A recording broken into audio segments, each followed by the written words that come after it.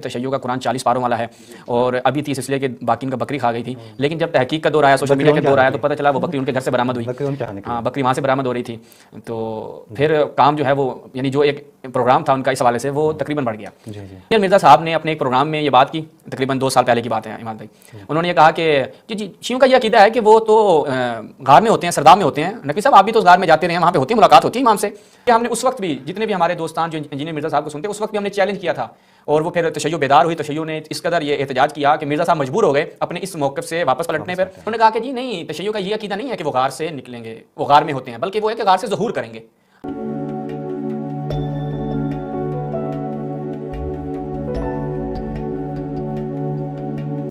ایک اعتراض جو مخالفین کی جانب سے بہت زیادہ کیا جاتا رہا ہے، اور افسوس کی بات یہ ہے کہ کچھ ایسے افراد کہ جو اہل بیت کی نسبت محبت رکھتے ہیں، دفاع بھی کرتے ہیں، جیسا کہ ہمارے ایک عزیز ہیں مفتی فضل ہمدرد صاحب، ان سے بھی میں نے یہ جب بات سنی تو مجھے تعجب ہوا، اور جب میں نے ان سے پوچھا کہ آپ نے اپنے پروگرام میں، انہوں نے عماد بھائی بات کی تھی کہ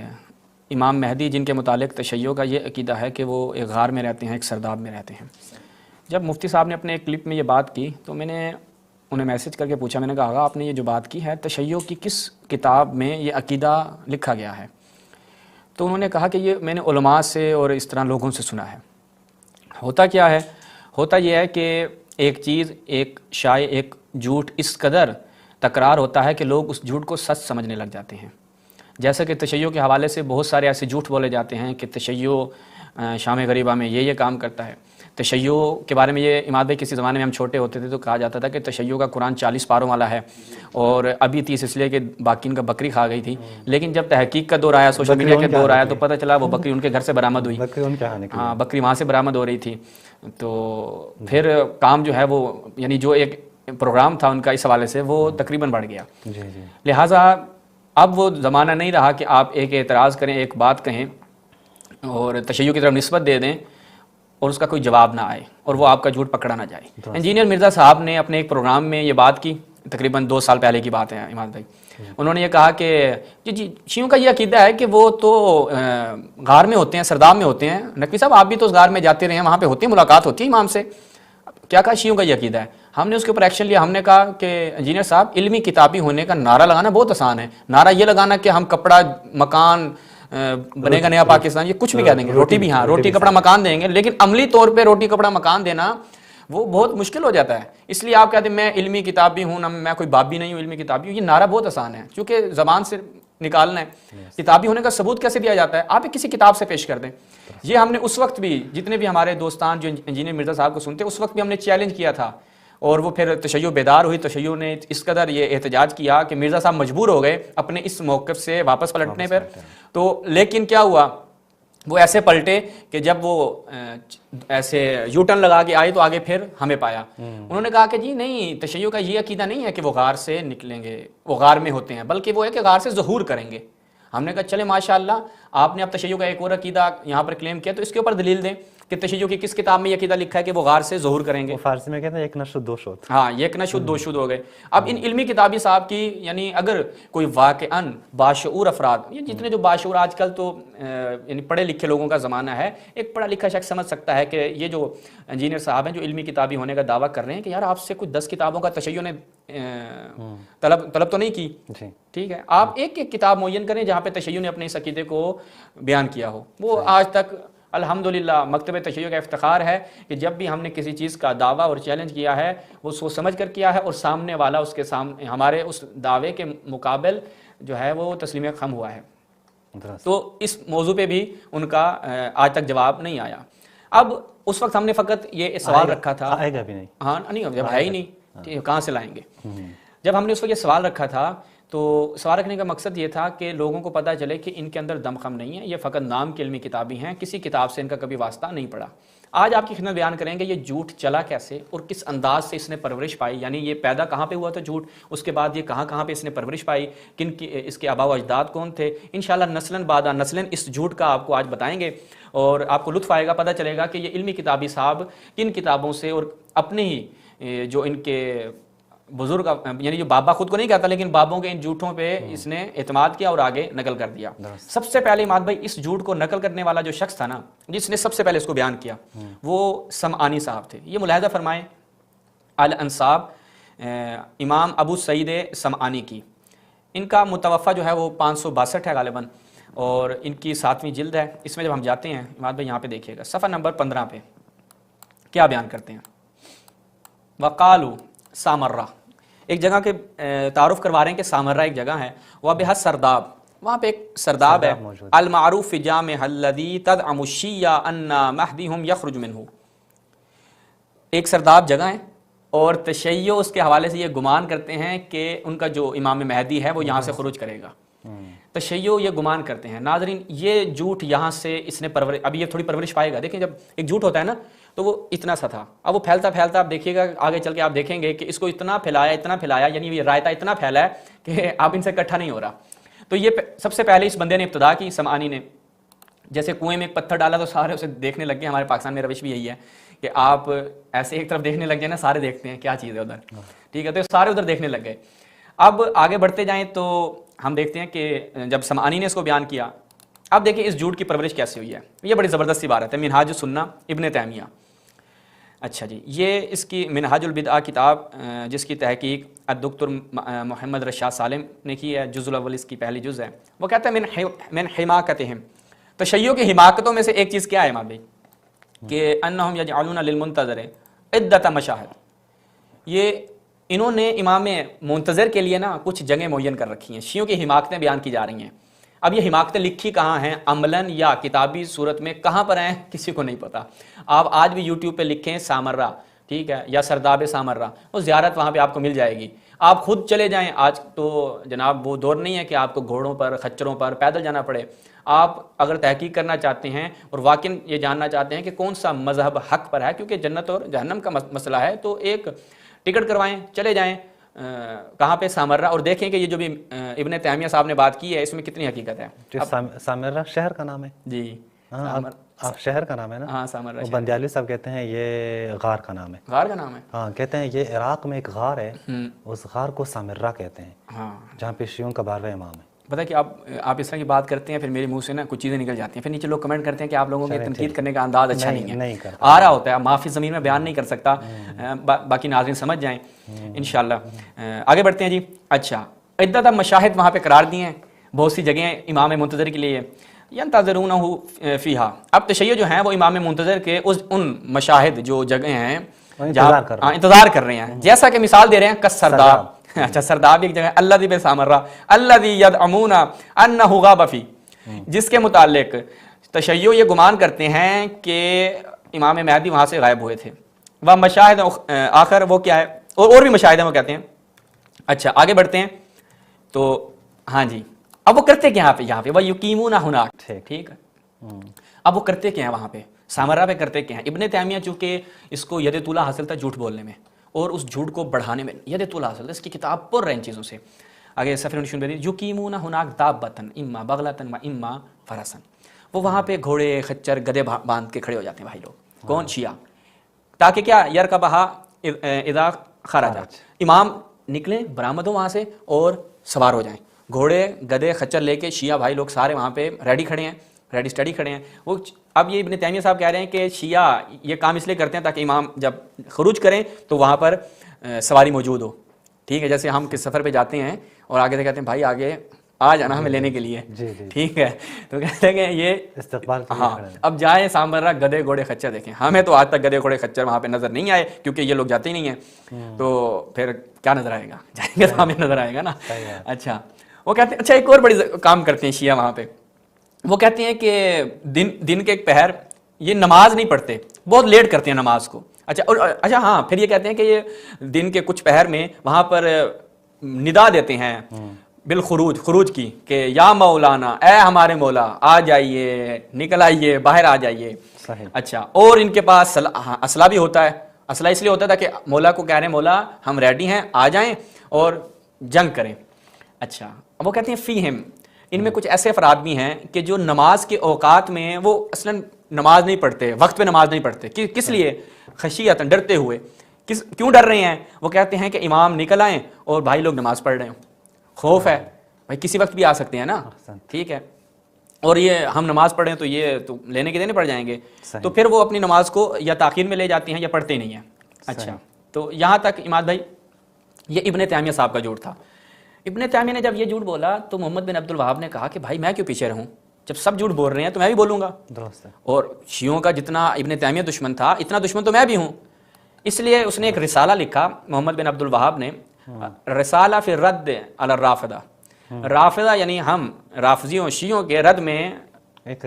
رسالہ لکھا۔ اس بھائی نے تو کیا بات ہے، وہ گھوڑے خچروں کی بات کر رہے تھے، انہوں نے کہا دیکھو بھائی شیعہ دو نمازیں ملا کے کیوں پڑھتے ہیں؟ نہیں وہ اصل میں تطور ہوتا ہے نا، دیکھیں ترقی ہوتی ہے، ترقی ہوتی ہے۔ وہ 14ویں گریڈ کا جھوٹ بول رہا تھا، یہ 16ویں گریڈ کے جھوٹے ہیں، یہ 18ویں گریڈ کا بھی دکھائیں گے۔ وہ کہتے ہیں بھائی لوگ مطلب الجمع بین الصلاتین، شیعہ دو نمازیں ملا کے کیوں پڑھتے ہیں، اس کی وجہ کیا ہے؟ یہ آپ نے آج تک کہیں نہیں سنا ہوگا میرے پیارے بچوں، یہ آپ کو کہاں ملے گا؟ یہ مکتب خلفاء میں آپ کو ایسے جھوٹ ملیں گے۔ ومنہا، اب ان میں سے کیا ہے؟ تجویزہم الجمع بین الظہر والعصر والمغرب والعشاء، وہ کہتے ہیں بغیر عذر کے وہ کیا ہے ان کو جمع کرتے ہیں، وہ پھر آگے ترمذی کی روایت وغیرہ وغیرہ بیان کرتے ہیں۔ اچھا، اس کے بعد کہتے ہیں کہ کیلا، یہاں سے یہ بھی کہا جاتا ہے کہ ان سبب جمعہم بین الظہرین والمغربین طول الدہر ما اختیار تاخیر فیہما ہوا انہ ینتظرون القائم المختفی فی السرداب۔ کیا ربط ہے؟ وہ کہتے ہیں کہ یہ ظہر اور عصر مغرب اور عشاء اس لیے ملا کے پڑھ رہے ہیں پوری طول دہر میں، ٹھیک ہے، اور کہا کہ تاخیر کا اختیار ہے، وہ اس لیے کہ یہ لوگ انتظار کر رہے ہیں اس قائم کا کہ جو مخفی ہو چکا ہے سرداب میں یعنی کیوں لیقتدوا بہ، تاکہ وہ امام آئے اور اس کی اقتداء کریں۔ ہمیں مجھے تو نہیں سمجھ آ رہی، جس کو سمجھ آئے بھائی یہ جو بیان کیا جا رہا ہے محمد بن عبد الوہاب کی جانب سے، اس لیے کہتے ہیں نا کہ وہابی اور عقل یہ متضاد چیزیں ہیں، ٹھیک ہے، یہ دونوں جگہ پہ جمع نہیں ہو سکتی، جہاں پہ وہابی ہوگا وہاں پہ عقل نہیں ہوگی، جہاں پہ عقل ہوگی وہاں پہ وہابی نہیں ہوگا۔ اب یہ جو بیان کر رہے ہیں محمد بن عبد الوہاب صاحب، وہ کہتے ہیں شیعہ ظہر و عصر مغرب اور عشاء کو اس لیے جمع کر کے یعنی ایک ساتھ پڑھتے ہیں تاکہ انتظار کریں امام کا جو سرداب میں ہیں، پھر ان کی اقتداء کریں گے۔ اچھا، پھر وہ کہتے ہیں کہ یہ تاخیر کرتے ہیں ظہر و عصر کی الی قریب غروب الشمس، سورج غروب ہونے کے قریب آ جاتا ہے۔ اچھا، فاذا یئسوا من الامام، جب یہ امام کے آمد سے نا امید ہو جاتے ہیں تو پھر یہ کیا کرتے ہیں؟ وہ کہتے ہیں کہ یہ اچھا اس سے پہلے فیؤخرون العصر لکھا تھا نا، فیؤخرون العصر الی الظہر، جی فیؤخرون الظہر الی العصر، ظہر کو عصر تک جو ہے وہ تاخیر میں لے کے آتے ہیں، پھر عصر کے ٹائم پہ عصر تک، ہاں، حالانکہ الٹ ہے، ان کو یہ بھی پتہ نہیں ہے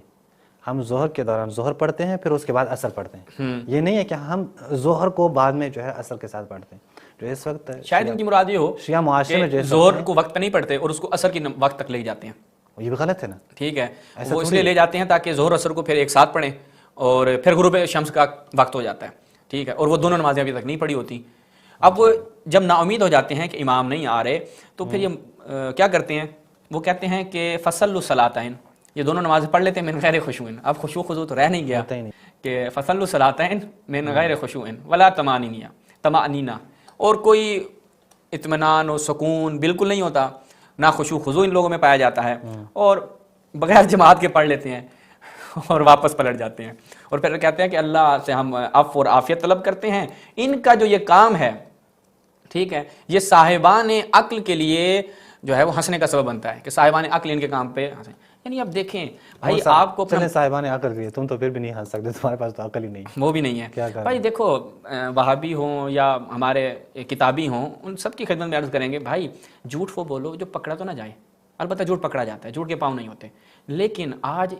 واقعاً جو سوشل میڈیا کا دور ہے اس میں آپ اگر ایک بات کریں گے، وہ آپ دیکھتے ہیں نا کہ بھئی ہین کو وہ کیا ہے چکن مرغی والی کیا بات تھی مات بھائی، وہ ایسی ایسی تحقیقات پیش کرتے ہیں، یاد ہے آپ کو؟ کہتے ہیں یہ اس کو تو انگلش میں ہین کہتے ہیں، ہین کہتے ہیں، چکن تو نہیں کہتے اس کو، چکن پھر کیوں کہا جاتا ہے؟ ایسا کوئی بات اس طرح کا کوئی لطیفہ، یعنی اس طرح کی بات کرتے ہیں۔ نہیں ظاہر ہے یہ تحقیقات جو ہے نا، دیکھیں آپ اس کو اس نگاہ سے نہ دیکھیں، یہ تحقیقات ان کے ہیں نا، وہ بڑی محنت کی انہوں نے، بڑی مشکل سے انہوں نے یہ نتائج نکالے، اور آپ ایسے مذاق کر کے اس کو اڑا دیتے ہیں،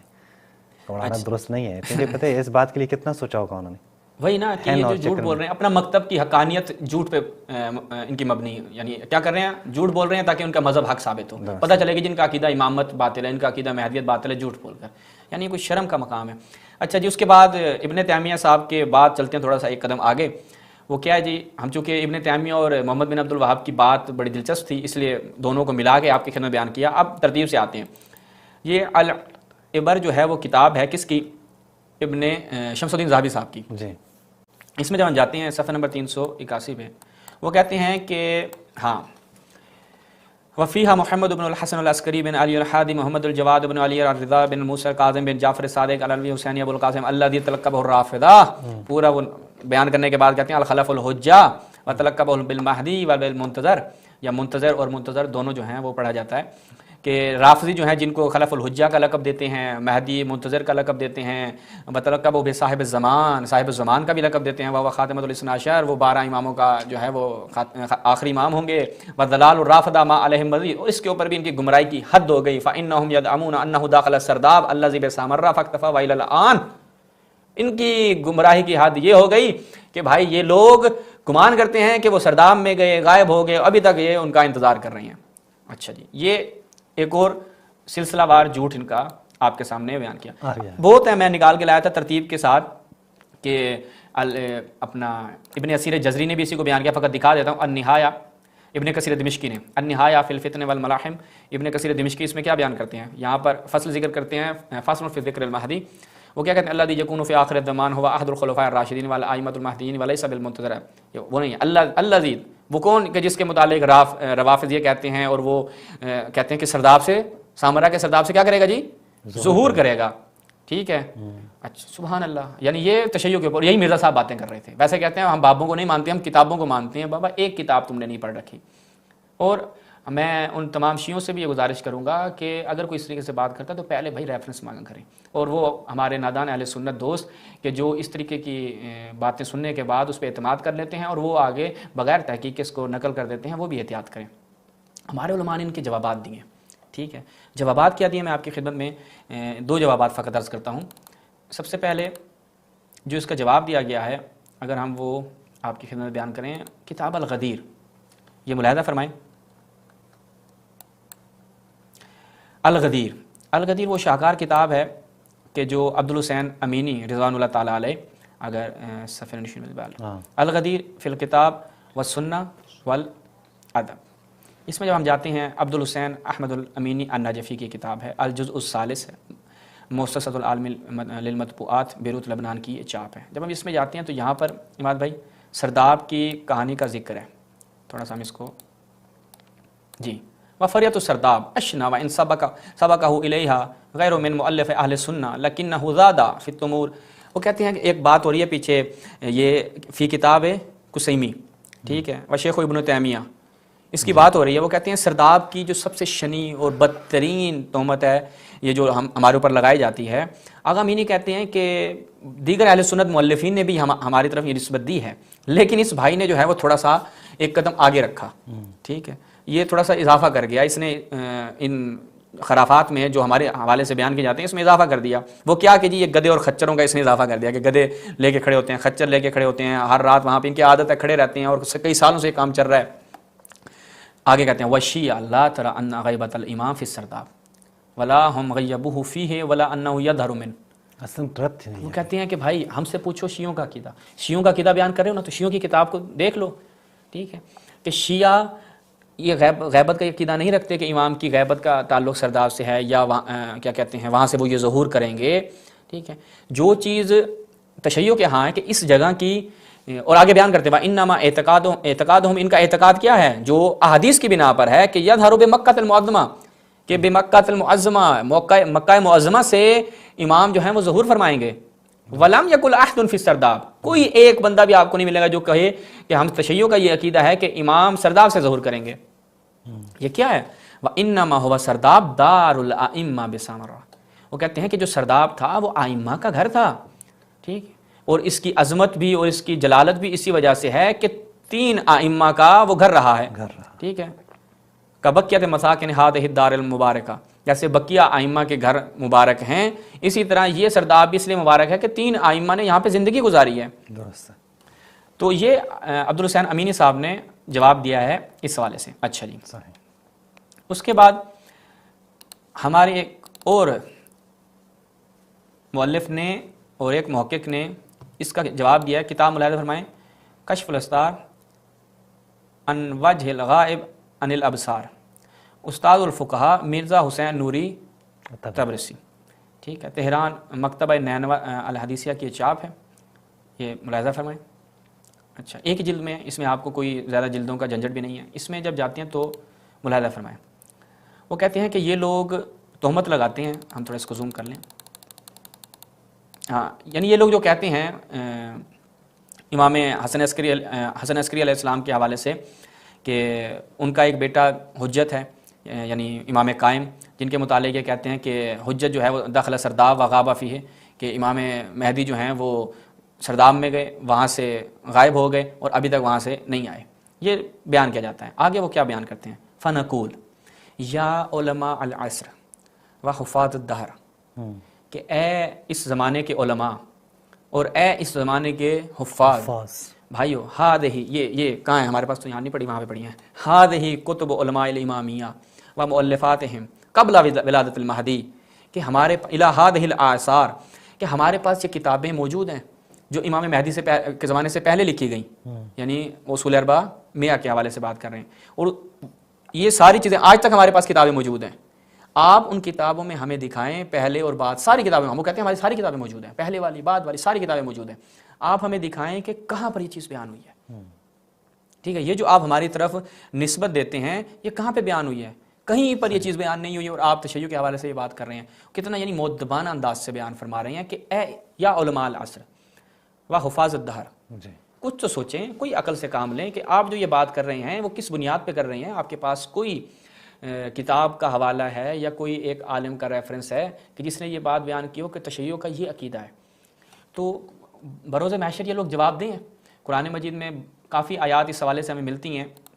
کہ جو لوگ بھی اس طریقے کی تہمتیں لگاتے ہیں ان کا یعنی وہ بروز محشر جواب دیں ہوں گے ان چیزوں کے، کہ آپ لوگ یہ نہ سوچیں کہ آپ لوگ اس طرح کی تہمتیں، اور وہ افراد جو سینہ بسینہ ان کو نقل کرتے ہیں، ٹھیک ہے، کہ